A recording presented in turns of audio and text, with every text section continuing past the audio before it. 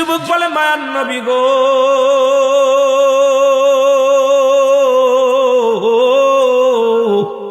ও মায়ার নবী, যখন আমি নবী গো ওই মহিলার সঙ্গে ব্যভিচার করিয়া কাপড় তিনটা নিয়ে লাফ মেরে উঠলাম কবর থেকে, এমন সময় একটা আওয়াজ শুনতে পাইলাম, ডাকতে বলে যুবক রে, আজকে আমি তোরে বাধা দিতে পারলাম না, আজকে তোরে আমি ঠেকাইতে পারলাম না। ও যুবক, আমার সনে অন্যায় করলি, জীবনে কোনো বেগানা পুরুষ আমার জীবনে আসে নাই, আজকে তুই আমার সনে অন্যায় করলি, আমি আল্লাহর আদালতে মামলা দিলাম, আল্লাহ যেন কোনদিন তোরে ক্ষমা করে না। জোরে বল আল্লাহু আকবার। আল্লাহর নবী বলে যুবক রে, তুমি দূর হয়ে যাও, আমার কদম থেকে তুমি দূর হয়ে যাও, এত বড় অপরাধ তুমি করছো, এত বড় অন্যায় তুমি করছো, আমার কদম থেকে দূর হয়ে যাও। যুবক বলে নবী গো, আপনি রহমতের নবী, আমারে দূরে ফেলে দিবেন না। মার নবী, আমি শুনেছি আদম নবীর কাছ থেকে ঈসা নবী, ঈসা নবীর কাছ থেকে ইব্রাহিম নবী, ইব্রাহিম নবীর থেকে মুসা নবী, সব নবীর থেকে অপারগতা করবে, একমাত্র আপনি হবেন উম্মতের কান্ডারি। নবী গো, আপনি হলেন একমাত্র দরদি, আপনার কদম থেকে যদি আমার ফিরাইয়া দেন, কোথায় যাবো রে নবী, কোথায় যে হাত পাতবো, কোথায় যে সাহায্য পাইব? আমার নবী বলে দূর হয়ে যাও, তোমার মুখটা আমি দেখতে চাই না। চলে গেলেন যুবক কানতে কানতে, একটা দিন নয়, দুটি দিন নয়, 40টা দিন চোখের পানি ছেড়ে কান্দে, গাছের লতা পাতা খায়, গায়ের মধ্যে পোকা হয়ে গেছে, চোখের পানি পড়তে পড়তে চলের মধ্যে গা হয়ে গেছে। আমার দাদু ভাইয়েরা, ও আমার দরদি বন্ধুরা, শুনেন, সমস্ত গায়ের মধ্যে পোকা হয়ে গেছে, কঙ্কাল হয়ে গেছে, দেহখানা শুকাইয়া কান্দে আর বলে আল্লাহ তুমি আমার মাফ করে দাও, আমি পাপী, আমি অপরাধী, আমার তুমি মাফ করে দাও, কবরে কান্দায় না। আল্লাহ, মানুষের প্রথম বিপদ হলো মরণ, দ্বিতীয় বিপদ হলো কবর, তৃতীয় বিপদ হলো কিয়ামতের ময়দান। আল্লাহ, একটার চাইতে একটা বড় বিপদ, তুমি আমারে মাফ করে দাও, আমারে তুমি ক্ষমা করে দাও আল্লাহ, ও আল্লাহ তুমি আমারে মাফ করে দাও। কানতে কানতে যুবকের দেহখানা কঙ্কাল হয়ে গেলেন। এলহাম আলো যুবকের, আর কান্দিস না, তোর চোখের পানি আল্লাহ সইতে পারে না। যিনি আসমান জমিনের মালিক, এই ভূখণ্ডের মালিক, যিনি চূর্ণ বিচ্ছিন্ন করে দিবে জমিনটা, আল্লাহ বলে কুল্লু মান আলাইহা ফান, সব কিছু শেষ করে দিবে আমার আল্লাহ। আল্লাহ বলে বান্দারে, এই জমিনটা চূর্ণ বিচ্ছিন্ন করে দিব আমি, এই জমিনের মাটিগুলো পুড়ায়া তামা বানায়া দিব আমি, এই জমিনের যত পানি আছে পানিগুলো পুড়ায়া ছাই বানায়া দিব আমি। আমি আল্লাহ যেদিন কিচ্ছু বলতে কিচ্ছু থাকবে না, সেদিন থাকবো শুধু আমি। আমার কথা না, কোরআনের কথা শুনে না। আল্লাহ বলে কুল্লু মান আলাইহা ফান, সব কিছু শেষ করে দিবে আমার আল্লাহ। আল্লাহ কয় বান্দারে, সেদিন থাকবো শুধু আমি আল্লাহ, আর আমি থাকবো আমার নবীর ভালোবাসা নিয়ে। বন্ধুরা, তেলের কান্ডা লাগে শুই না গো, আজকে সেই আসমান জমিনের মালিক যিনি, তার কাছে ফিরে যাব আমি। জোরে বলেন ঠিক কিনা? এ দরদি বান্দা শুনে নাও, যুবক কানতে কানতে রাসূলুল্লাহর কদমের মধ্যে হাজির হয়ে গেছে গো। নবীজি বলে যুবক রে, তুমি আবার কেন আমার কাছে আসলেন? যুবক বলে নবী গো, আমি আপনার কদমের মধ্যে আসছি, আপনি আমারে আবার তওবা করা দেন, আমার কোথাও যাওয়ার জায়গা নাই। নবী বলেন যুবক রে, তুমি আবার কেন আসছো? আমার জিবরিল আমিন ডাক দে কয় নবী গো, যুবকের আর কান্দায়েন না, যুবকের চোখের পানি পড়ে গা হয়ে গেছে, চৌলের মধ্যে ঘা, গায়ের মধ্যে ঘা, দেহ কানা শুকায়া শুকায়া হাড্ডি হয়ে গেছে।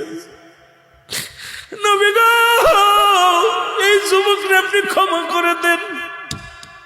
আমার নবী বলে যুবকরে তুই তওবা কর। নবীজির কদমে তওবা করলে আমার ভাইরা তওবা করে মাফ চাইলেন। আজকে আমরা এত অন্যায় করেছি, একবার বসে চিন্তা করে আজকে আমাদের পাপের কথা যদি আমাদের ছেলেরা জানতো, ছেলেরা জীবনেও বাবা বলে ডাকতো না। আপনার পাপের কথা যদি আপনার বিবি জানে, জীবনে আপনার বউ আপনার ঘর করবে না। বিবি বলবে স্বামীরে তুমি আমার তালাক দিয়ে দাও, আমি তোমার সাথে আর থাকবো না, এক ছাদের নিচেই থাকবো না। আপনার পাপের কথা যদি আপনার বাবা জানে, ত্যায্য করে দিবে। আপনার ভাই যদি জানে, জীবনে আপনার ভাই বলে ডাকবে না। আপনার পাপের কথা যদি এলাকার চেয়ারম্যান মেম্বার জানে, আপনাকে এলাকার মধ্যে রাখবে না। এত অন্যায় করার পর আমার আল্লাহ প্রকাশ করে নাই, গোপনে পাপ করেছেন, গোপনেই রাখছে, গোপনের গোপন। সেই আল্লাহরে কেন কানবেন না? এত হাসি কেন, এত রহস্য, এত তামাশা কেন? একটা রাত্রে কি যায় নামাজে বসে আল্লাহরে ডাক দিছেন, আমার আল্লাহ আমি অপরাধী, আমি পাপী, আমি কত অন্যায় করেছি। যদি দুনিয়ার মানুষ জানতো, আমার এই দুনিয়ার মধ্যে জায়গা হতো না। আমার আল্লাহ তুমি আমারে মাফ করে দাও। কারণ যিনি গোপনের গোপন, তিনি কত ভালোবাসে তার উম্মাত বান্দা বান্দিরে। আজকে কোনো কিছু প্রকাশ করে নাই, আজকে আপনার পাপের কাজগুলো আপনাদের প্রকাশ করে দেন নাই। সেই আল্লাহর দরবারে কাঁদার দরকার আছে কি না? আমার ভাইয়েরা মাঝে মাঝে চিন্তা করি, আল্লাহ বয়স 43 পা দিয়েছি, বাবারে কখন যেন মৃত্যুর ডাক পড়ে যায়। মনে হয় আমি বাচ্চা বয়স, আসলে না রে বাবা। 43 পা ফেলাইয়া দিছি, আর 2-1 বছর বাঁচবো কি জানি না। কখন যেন মালাকুল মাউত এসে যায়, কখন যেন ধরা পড়ে যায়। বাবারে কখন যেন আপনাদের একদিন শুনবেন রুহুল আমিন সিদ্দিকী আর নাই, এই দুনিয়ার মায়া ছেড়ে চলে গেছি। ওই যেদিন মসজিদের মাইকেল খাম পড়ে যাবে, আমার ছোট্ট একটা বাচ্চা আছে, আল্লাহ এই ছেলেটা একটা গজল গায়, আমার বারবার মনে পড়ে। হঠাৎ যদি যাই মরিয়া পাড়া পড়শি বীর করিয়া, দেখিতে আসিবেন সবে আমার মরা লাশ। বাজান রে আমি বুকের ভিতরে নিয়ে বলি, বাজান রে তুমি কেন এই গজলটা গাও? কাব্য গো, দেখি সব মানুষ শুধু চোখ বুজে রায়, আর কাপনের কাপড় সাদা কাপড় পরায় আমাদের গোরস্থানে শোয়া দেয়। এ মুসলমান, মাত্র 3 বছর বয়স শিশু ছেলে। আমার দাদু ভাইয়েরা কয়েকদিন আগে চাচা মারা গেল। ছোট ভাই আমার সঙ্গে আমাদের মেহেদি হাসান ছিল। সন্তানরা এত টানিয়া খালি বারবার কবরের পাশে দাঁড়ায়। আমি কাব্য তুমি আমার কোলে আসো। কাব্য কেন শোয়াইলো? এই যে ও আমাদের মতো কাপড় কেন পরে নাই, সাদা কাপড় পরাইয়া দিছে, আর গজলটা গা শুরু করেছে। হঠাৎ যদি যাই মরিয়া পাড়া পড়শি বীর করিয়া, দেখিতে আসিবে সবে আমার মরা লাশ। দাদিয়ে কাটিবে কে হাজারের কাঁচা বাঁশ। গরম পানি মশারি তলে কাপড় খুলিয়া, সেজ বিদায়ের গোসল দিবে ডলিয়া ডলিয়া। 3 টুকরা নতুন কাপড়, 3 টুকরা সাদা কাপড়, অন্যরকম সাজ। দাদি কাটিবে কে হাজারের কাঁচা বাঁশ।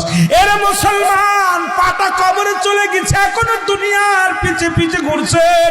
ও তোর পিছে পিছে ঘুরছে সমন, কোন দিন গলায় পড়বে বেরি। দেখ না মন জাক মারি দুনিয়াদারি। আমার আল্লাহ বলেন কুল্লু নাফসিন জায়কাতুল মাউত। আমার রাসূল কি বলে? দলিল মেরকাত সরে মেরকাতের 10ম খণ্ড 722 নম্বর পৃষ্ঠা, তাফসীরুল বায়ান 5ম খণ্ড 524 নম্বর পৃষ্ঠা। আমার নবী কালা ইন্নাল্লাহি, আল্লাহর যারা মাহবুব বান্দা হয়ে যায়, লা ইয়ামুত, তার মৃত্যুবরণ করে না। আল্লাহ কয় প্রতিটা প্রাণীর মৃত্যু স্বাদ গ্রহণ করতে হবে। আমার নবী কয় যারা আমার প্রিয় মাহবুব বান্দা হয়ে যায়, আমার আশিক, আমার পাগল হয়ে যায়, এই দুনিয়া থেকে তাদের মৃত্যু নাই। বাবারে বড় আশ্চর্যজনক মনে হয়। এই কথা কেন আপনাদের মনে আসে না? কেন এত দুনিয়া দুনিয়া নিয়া? এই দুনিয়ার মানুষ শুনে নাও, নবী বলছে বালহুয়া কেলা, এই দুনিয়াটা হলো পচা দুর্গন্ধ মরি। মানুষের চরিত্র হলো বাদাম রে কুকুরের চরিত্র।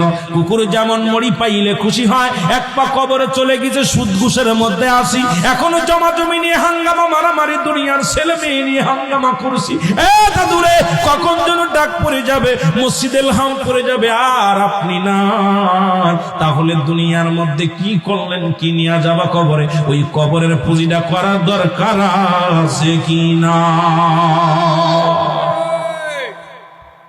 এই জন্য আল্লাহ কি বলে দেখেন না, আল্লাহ বলেন ইয়া আইয়ুহাল্লাযীনা আমানু সাল্লু আলাইহি ওয়া সাল্লিমু আল্লাহ যদি বলতে আইয়ুহান নাস, নাস শব্দের অর্থ মানুষ, মানুষের মধ্যে বেঈমান গুলো আছে, মানুষের মধ্যে বাটপার গুলো আছে, মানুষের মধ্যে কাজ্জাব আছে, এরা জীবনে নবীরে ভালোবাসবে না। আল্লাহকে মানুষের মধ্যে একটা মানুষ আছে, তারা হলো ঈমানদার। ঈমানদারেরা শুইনা নাও, দুরূদ ও সালাম পাঠ করো কার উপরে? আমার নবীর উপরে। এই জন্য ঈমানদারেরা নবীর জন্য পাগল, জোরে বলেন মারহাবা।